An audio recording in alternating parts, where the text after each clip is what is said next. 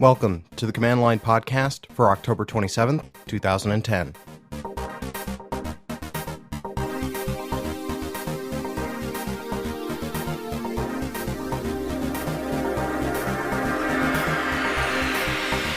I'm your host, Thomas Command Line Gideon, a self-proclaimed hacker, eccentric, and hacktivist.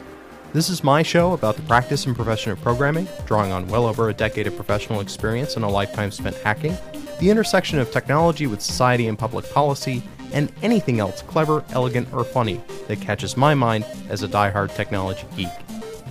This episode is a feature cast. In it, as promised, I have an interview with one of my very favorite authors, who's also a mathematician and a computer scientist, Rudy Rucker. We get into discussing some of his latest books, the re-release of the WARES tetralogy from Prime, and the POSTSINGULAR HYLOZOIC duology from Tor Books, as well as some of his views on complexity, computation, society, and the like.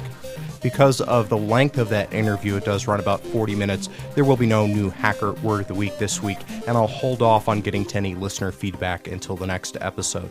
Two things first before I do get to the interview. First is just that there will not be a news program this Sunday. With the craziness around the holiday, my obligations as a geek dad, visitors to the house into the late hours of the evening, especially with the family dogs going crazy every time someone rings the doorbell, it's just not going to be feasible to do the recording here in the home studio.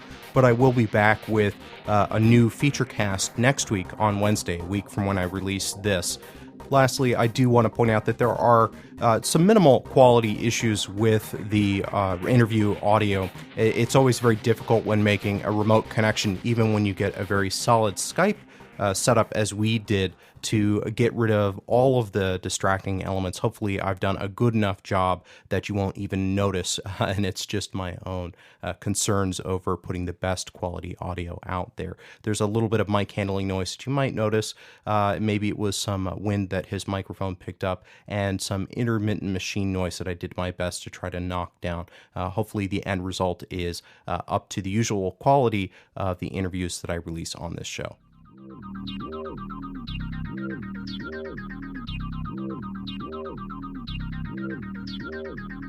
Rudy Rucker is a writer, mathematician, and computer scientist with over 24 books to his name, both fiction and nonfiction. His work is clearly inspired by and evocative of the Beat Poets in his use of language and ongoing exploration of the subliminally surreal.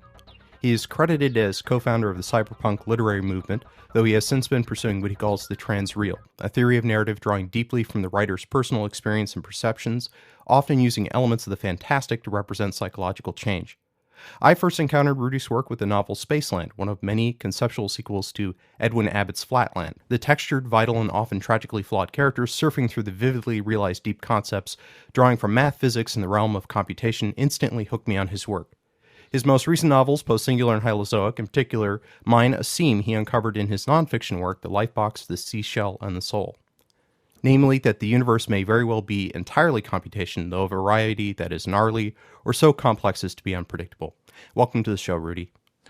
Thanks, Thomas. It's good to be here. So you investigate the notion of complexity in Lifebox and in Mathematicians in Love, which I believe you wrote shortly after that, and now in this new duology. How far back does the idea of gnarl go into your thought and specifically into your writing? Well, maybe the first time I heard somebody use gnarl in conversation was soon after we moved to California in 1986. There was a street festival, and some people were roasting a whole pig, and two young guys went by, and one of them looked at it and said, gnarly dude. And then I became interested in the surf culture here. I never managed to learn to surf. I got a board and a wetsuit, but I never really mastered it. And but I liked the idea of gnarliness, and I started using it. There was this big interest in chaos theory in the late 1980s and the early 90s. And there's this notion of a system being, there's sort of two extremes where a system can be very crystalline and orderly, like troops in a parade lineup, and then of a system being very random, where it's like molecules in a gas bouncing around. And then there's this sort of place in between. If you sort of dial up the temperature or whatever's driving the system, there's going to be this transition zone where it's not exactly orderly, but it's not either exactly random either. And that there didn't seem to be a good word for that zone, and that's what I took to calling the gnarly zone. Do you think that's continuous with some of the themes in the WARE tetralogy, which also, I think that's your most recent release that was re-released in a wonderful omnibus edition by Prime. In particular, the boppers have that notion of, well, they have that drive towards constant reinvention and evolution. Evolution can be seen as an gnarly system, but also that the random input, that cosmic ray source that they have that imperative to go back to. Well, yes, I've always liked systems, whether or not I had the word or the concept of mathematical chaos. That's always the kind of thing I like, things that are weird and complex. I don't like things that are predictable and boring. And again, something I like about science fiction is that there's this sort of trellis work of traditional themes and ideas that we work with. So it's not like totally surreal experimental writing where like when somebody's telling you a dream that they had and it just goes on and nothing adds up. So I always liked having this really odd, strange things happening, but with this sort of systematic, maybe scientific or logical system underlying it. Could the in the second book in the WARE tetralogy, could the effort of the boppers to encode their intelligence in genetics, the so-called meat boppers, could that be seen as well, do you think, from that same lens of Gnarl as exploring the kind of richer forms of complexity inherent in biology, or was there something else that kind of informed your thought there? Well, yeah, one of the things in the WARE tetralogy that was driving that was my feeling that we were, and I started this in the early 1980s, but there's this feeling that we are getting close to an era of building robots, or at least intelligent computers, and what are they going to be like? And usually the depictions of them that I'd seen in genre science fiction showed these things to be boring and robotic in a bad sense of the word, just very dull and vanilla, and it's always kind of ludicrous in a Hollywood movie. They'll have the big brain. They even do this in The Matrix, which was hard to believe. They have the big brain, and then it's talking to you. It's a face on the wall, and it never seems to have mastered using contractions. Say we do not want to do this. And I wanted some kind of funkier, more underground comics kinds of robots that were more fun to read about and more rubbery and obscene, and robots that wanted to get high and robots that could dance. And so that was sort of where I took off with software. And in wetware, then, yeah, there was this idea that it also seems to me that really biocomputation is a lot, really going to be a hugely interesting thing to think about. And that in wetware, they're starting to get into biocomputation as well as into the silicon computation. Something I sort of don't like about computers is that they're brittle. If you bang one on the wall, it smashes. And if you do that to a person, well, they might get a bruise, but they bounce off the wall, they keep going. So I like the idea of meat. Approaching that level of the biological, though, and kind of human consciousness, I think leads into one of the other things I find so striking about your writing is that what makes it stand out is that the characters are so consistently human. Almost all of them share the same flaws and imperfections that drive real people into the looping, eccentric orbits of their unfolding lives. This is true even, I think, of the books not explicitly that you identify as trans-real. What animates that rich characterization? Is it just really wrapped up in that realization of the avant-garde notion, or is there more to it? Well, that's another thing that I wanted to do that you don't always see in science fiction. It's not all science fiction, but it's certainly there's a tendency when you're writing genre fiction to let the conventions of the genre take over, and maybe you give short shrift to the emotional makeup of the characters, or you try to have some emotional makeup, but then if you're not careful, it's easy to settle for stereotypes, and you're just sort of plugging in these soap opera icons. And one thing that I did, and I still do to some extent, when I want to create a character, I'll very often have a real person that I know in mind.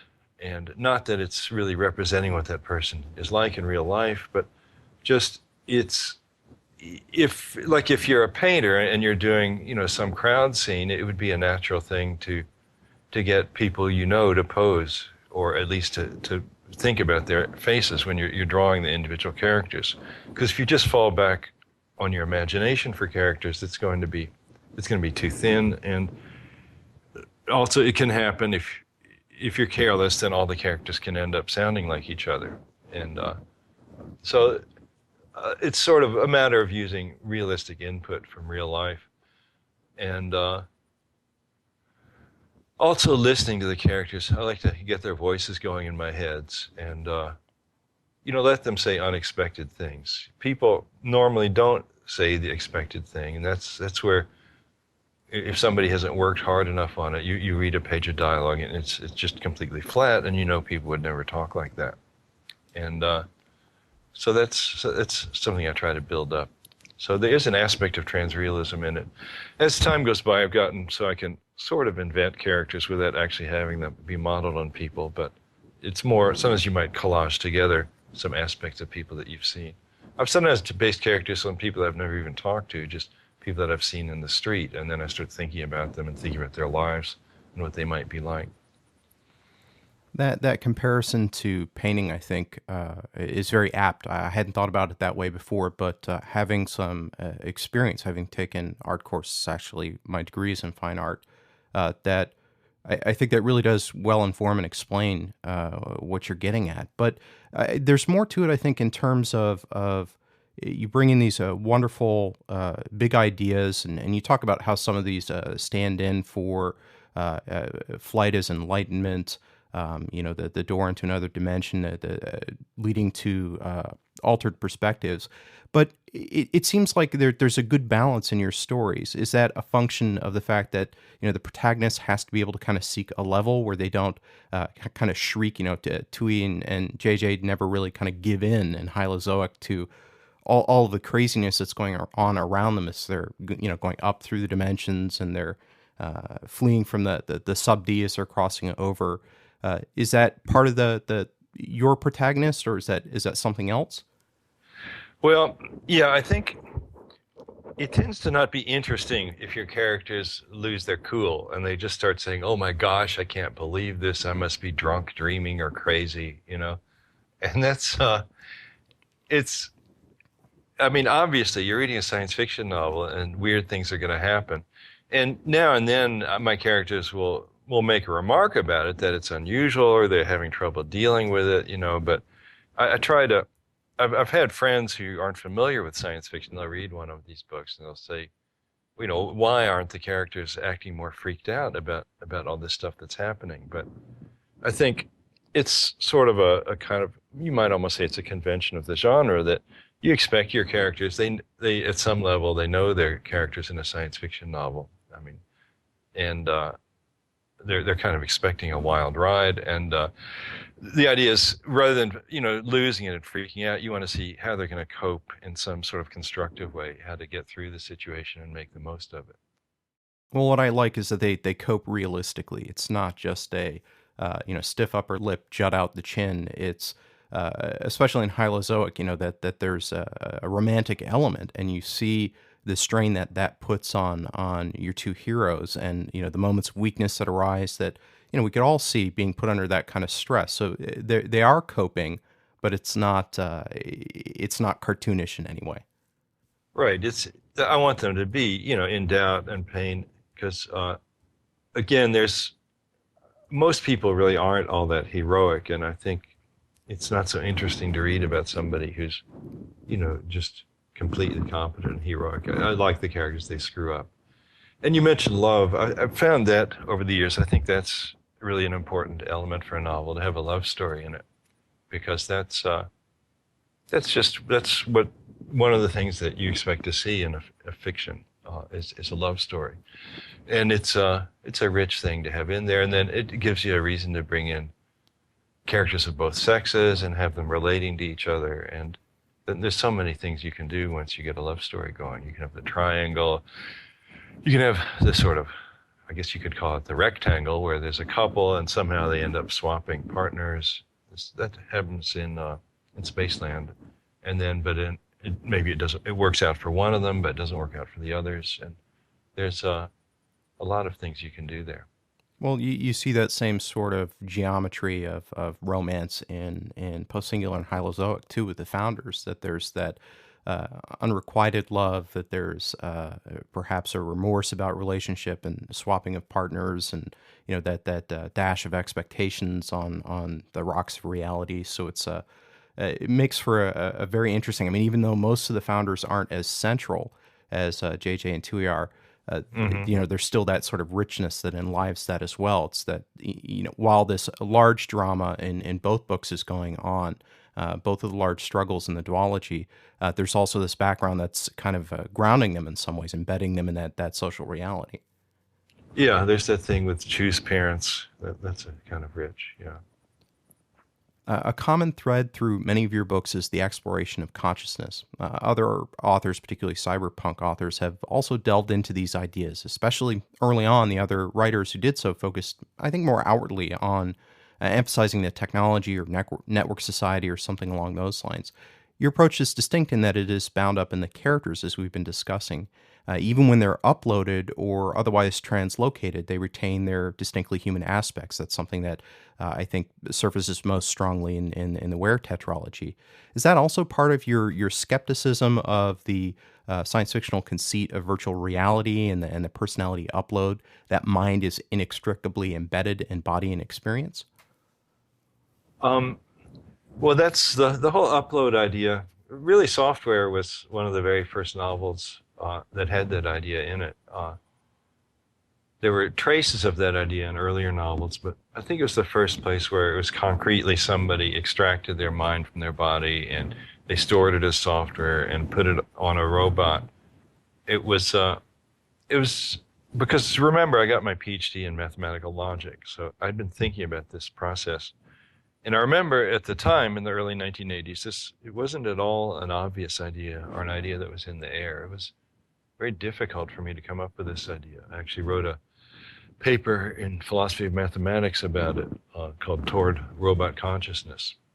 And I credited one of my inspirations being my friend Cobb Anderson. And so to some extent, Software was almost a thought experiment, working it out. Though, as I say now, it's a rather familiar concept in science fiction movies. But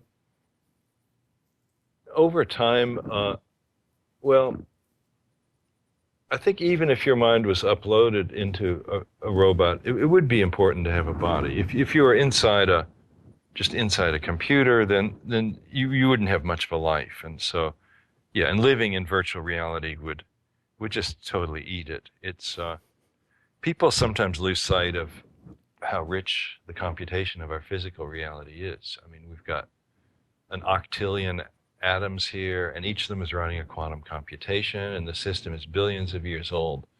And you're not going to, boot up something on your desktop that's going to be just anywhere remotely like that. So there's sort of a belief sometimes, sort of that it's like an idea I talked about, but it was always, they weren't really going to live in virtual reality. They were going to live in they're getting embodied into new bodies, but they're still in our physical world.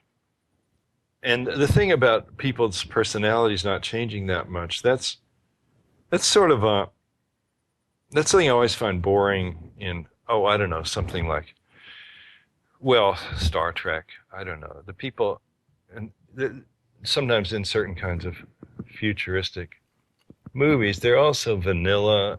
I mean, they may be different races, but they're just such vanilla people, and everything's so clean, and they're just so wooden. They're so much unlike real people, and sometimes when we imagine people in the past, we imagine that they were, you know, like these brain dead wooden people.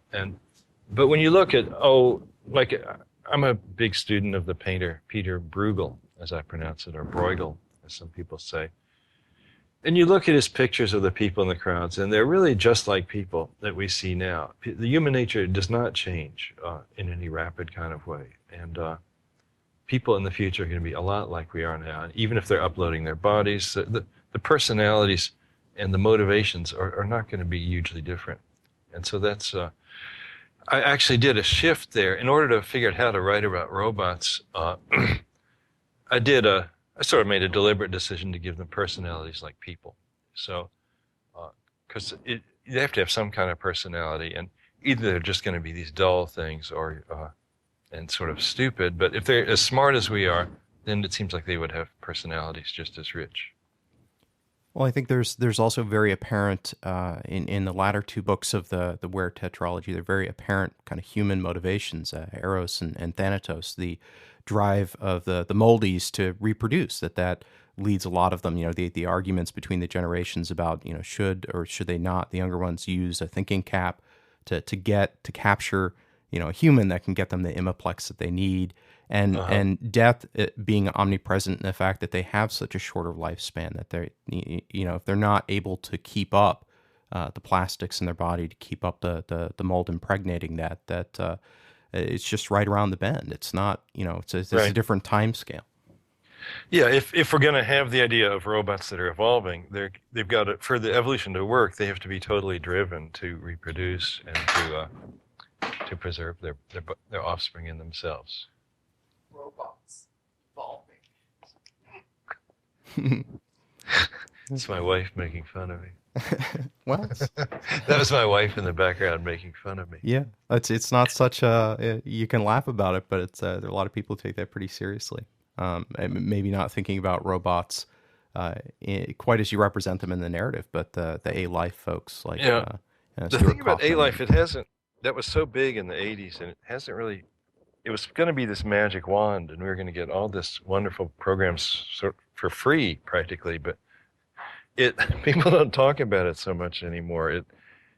It hasn't worked out as well as we expected. The whole genetic algorithms thing, the whole A-Life thing, the whole robot evolution thing, because it's sort of like the VR thing. We really underestimated how rich and large the planetary biocomputation is, and we thought, well, I'm just going to get, and then we had these really small computers. I'm just going to put this little tiny system in here with a population of 256 creatures, and I'm going to produce these new life forms.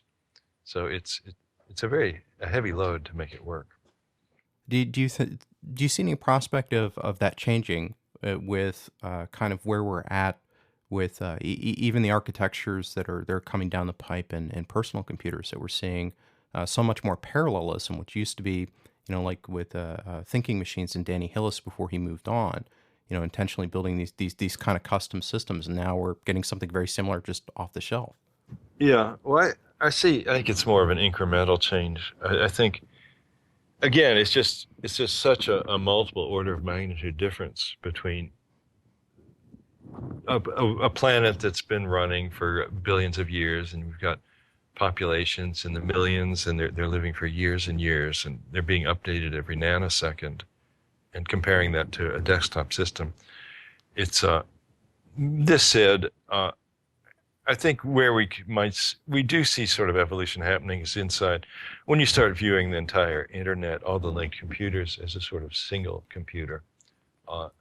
And that's a sort of ecology where we do have things that are evolving. I mean, certainly viruses and antivirus wares, bots. There's a sort of evolution happening there. But again, you had like, you know, a million years went by to get like the first single-celled organism happening on planet Earth. So even though we're tweaking it and pushing it, it's I don't think it's going to happen overnight. Well, certainly when you put it that way, in terms of just such huge orders of magnitude different. But you don't see reason to give up then? I mean, as you say, it's kind of frustrating that the promise of even some of these ideas in the small didn't pan out. Do you still think it's worth pursuing on that Oh, longer range? I think it's worth pursuing because right now we don't have any better ideas. There's this thing, I mean, so many problems in computer science are unsolvable. I mean, they're either formally insolvable or they're just not feasible. And when we don't know what else to do, we say, well, let's just chip away at it with a genetic algorithm or neural nets, or in a way, that's a type of genetic algorithm. And generally speaking, for any AI problem, the one sort of universal solution that has some hope of working at least a little bit is neural nets. And that's all we have. There's this lingering feeling, there's some big idea that we haven't yet had about the way intelligence works, and maybe be something as radical as using like a base 10 number system, some really huge exponential speed up we could get that we haven't yet thought of. But at present, it's just a lot of neural nets, and well, I mean, the thing is, you get faster chips and more memory. You can do quite a bit with those things. So, returning back to the narrative, one thing that I was kind of curious about that stood out is how aliens kind of fit into what we've been talking about in terms of the transreal characterization.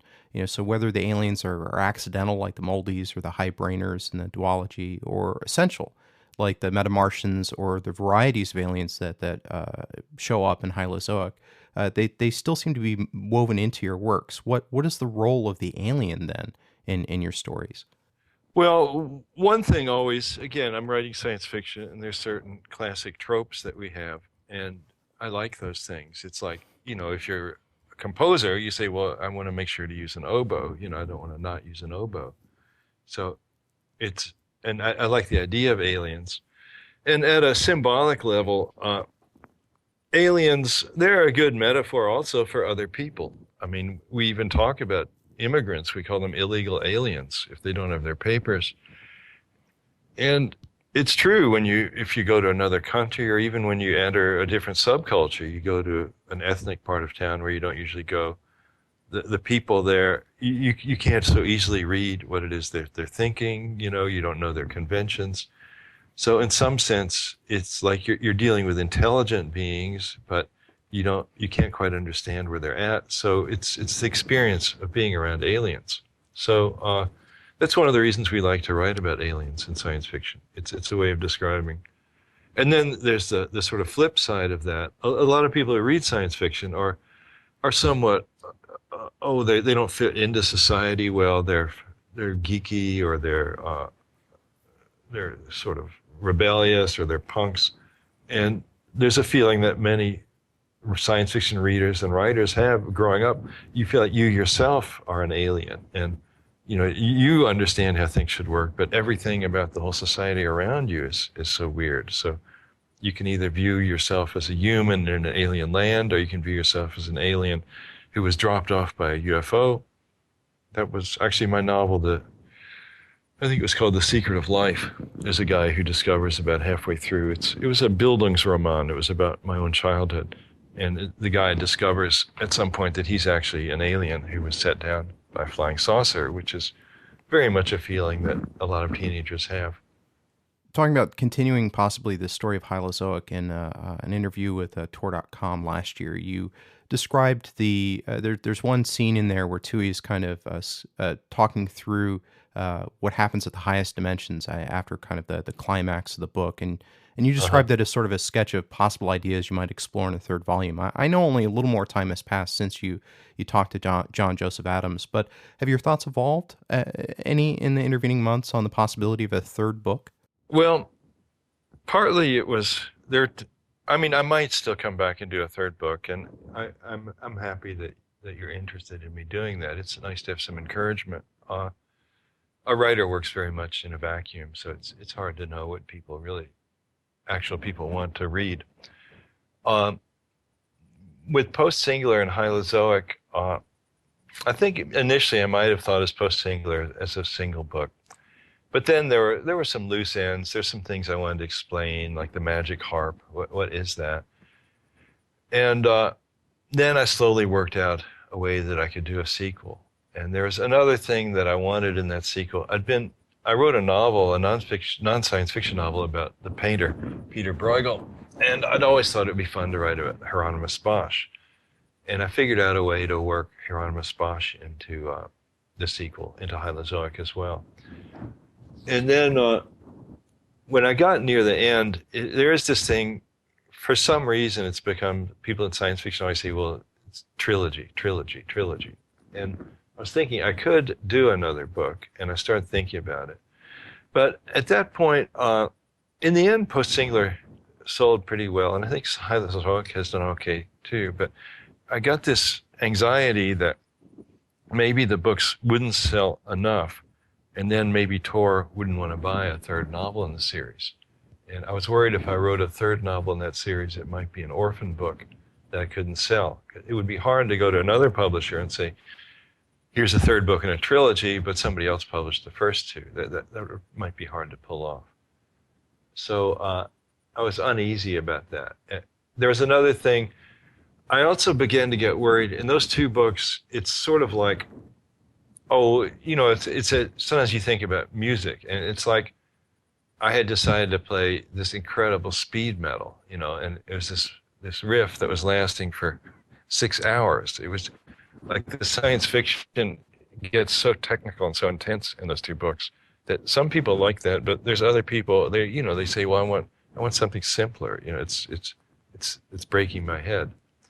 And I felt like maybe I've pushed it too far here. And if I go and because when I did those books, I wanted to do something that was cyberpunk, although people didn't widely recognize that Post-Singular was a cyberpunk novel.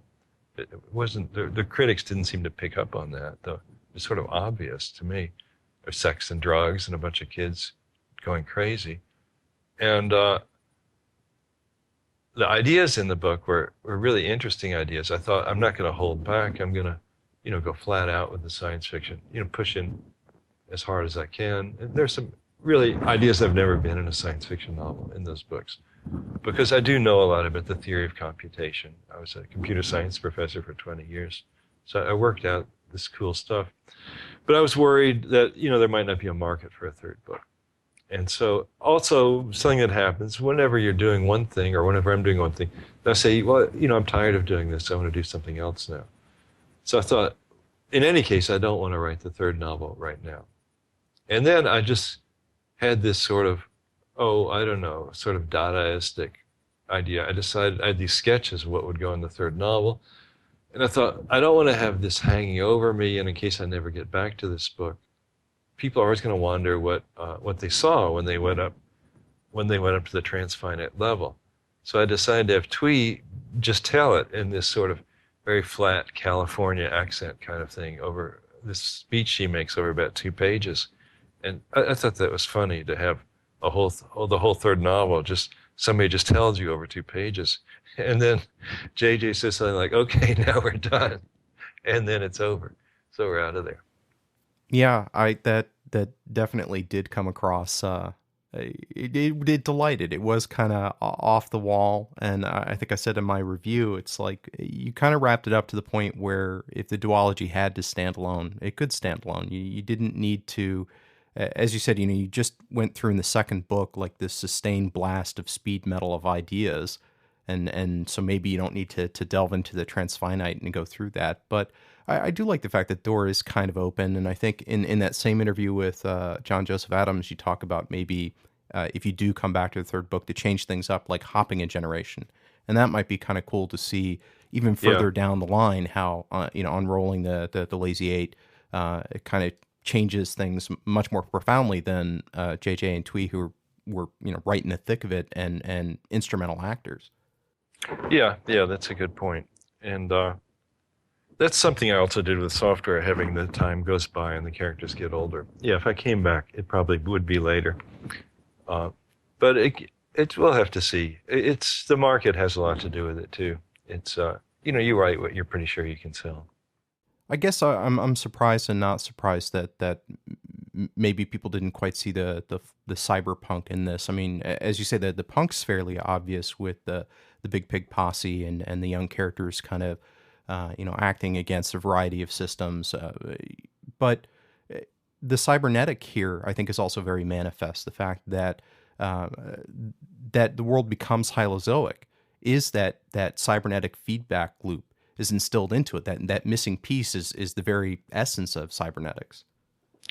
Well, something that happens, it's my sense, I mean, maybe all writers feel this way, but I tend to feel that the the people like the literary science fiction critics, maybe they tend to give short shrift to my work. They tend to be less familiar with it than some other writers.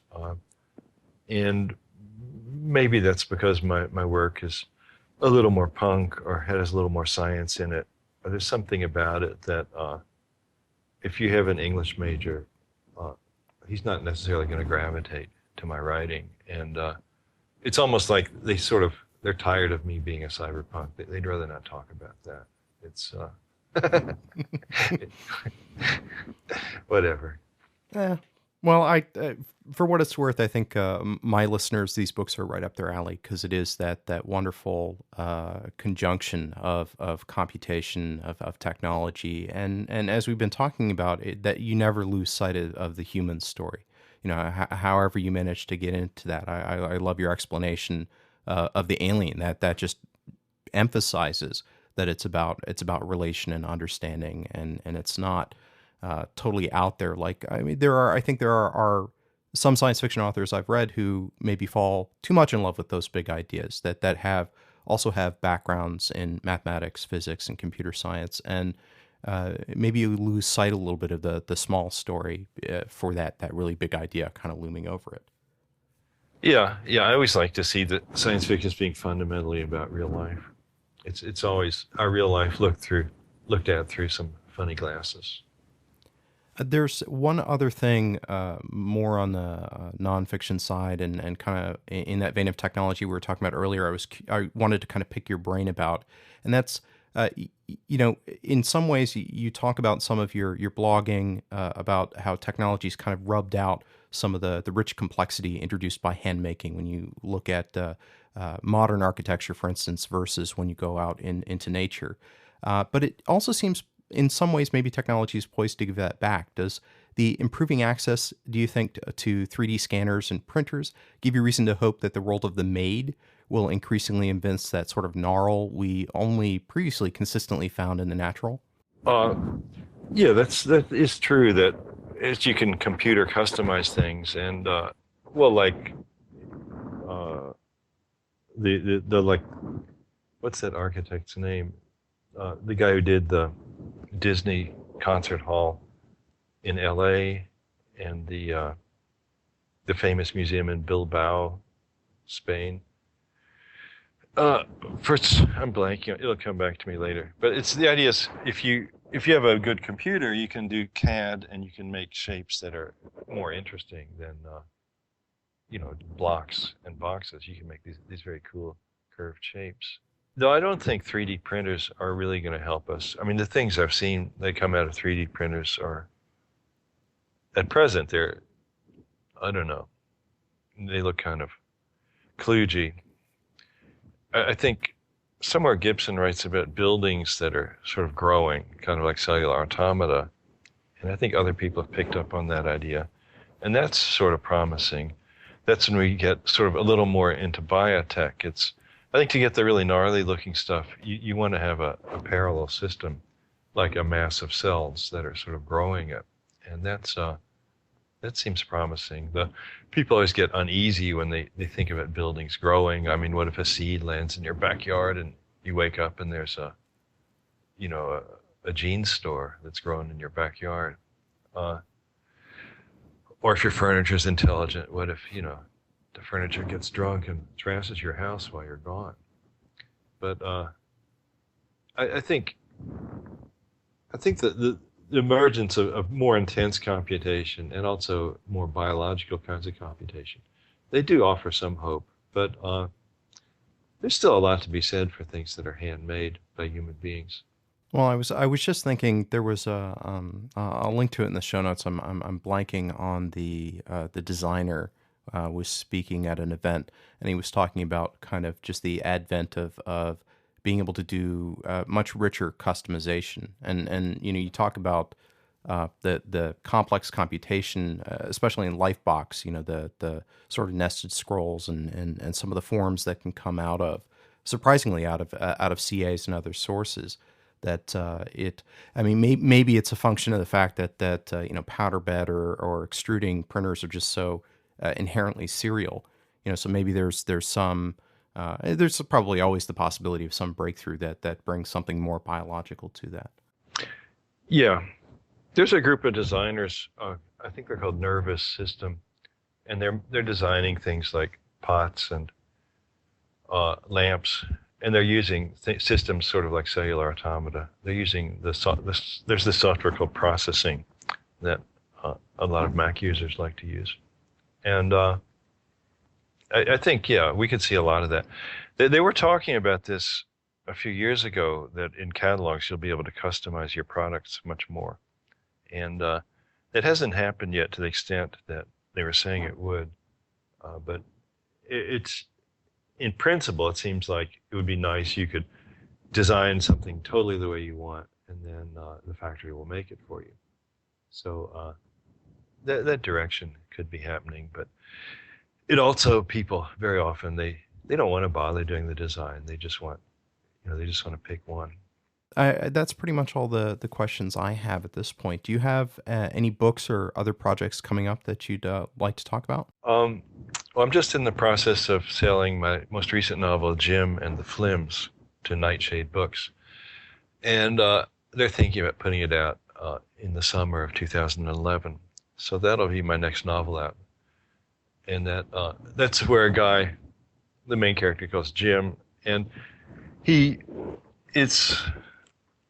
sort of goes back to something I did in White Light. He goes to the afterworld, and it's sort of an Orpheus and Eurydice story. His wife has died to some extent because of some blunder that he made, and he goes over to the afterworld, and the things that live there, they're called flims, a little like flimsy. And his goal is to try to bring back his wife's soul and reincorporate her as a human being on Earth. And so that's kind of an interesting novel. And then my autobiography is called Nested Scrolls, and that's going to be coming out in 2 editions. PS Publishing in England is doing a sort of a limited collector's edition, and they'll be putting that out, I think very early in 2011, maybe in January. And then Tor Books is going to pick that out and put that out as a trade release in the late in the fall of 2011. So that's going to be my memoir. And I'm just starting work on a new novel. I'm still not exactly quite sure where it's going. I think it has to do with Alan Turing, the computer pioneer. I have an idea that he actually managed to escape. If you know about the history of him, he was found dead in his bed, and he seemed to have killed himself by eating an apple that he'd injected cyanide into.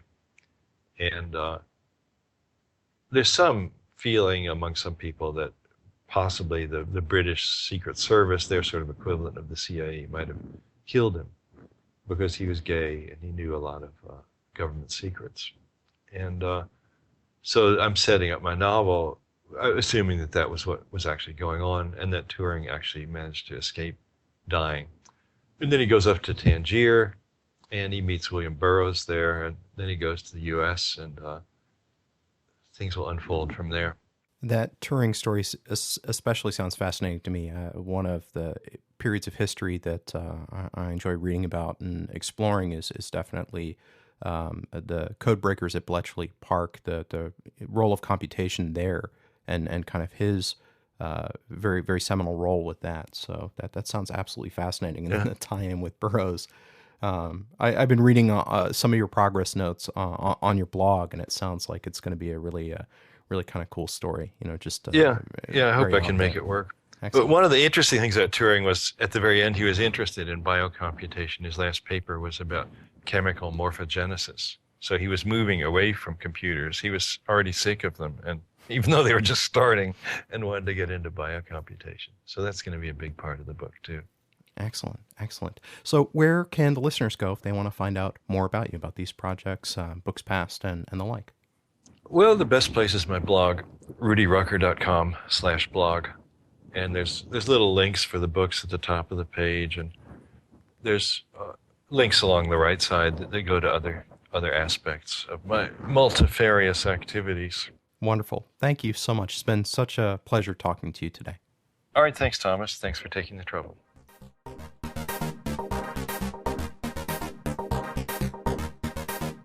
That's going to do it for this episode. As always, I want to thank you for listening, and if you enjoyed the program, please do tell a friend. Or go to the website at thecommandline.net and click on the support link for all the ways you can financially help out with the production of the show. If you have a question, suggestion, or correction, you can send those to feedback at thecommandline.net, or you can post those as a comment up on the website. If you're away from your computer and the internet at the moment, call the listener comment line at area code 240-949-2638. If you need to get in touch with me securely, details of my public key pair can be found at thecommandline.net/GNUPG-fingerprints. The next show, as I said, will not go out Sunday as usual because of the holiday, but rather will be a feature cast on the following Wednesday, a new Hacking 101 segment on designing APIs. So until then, don't forget to hack your world. I would like to thank the Internet Archive for media hosting and bandwidth. This show is produced from 100% recycled bits. Permission to recycle those further is granted under the Creative Commons Attribution Share-alike 3.0 United States license. That means you're free to change this show as much as you like, as long as you don't alter credits and you share your changes under the same license.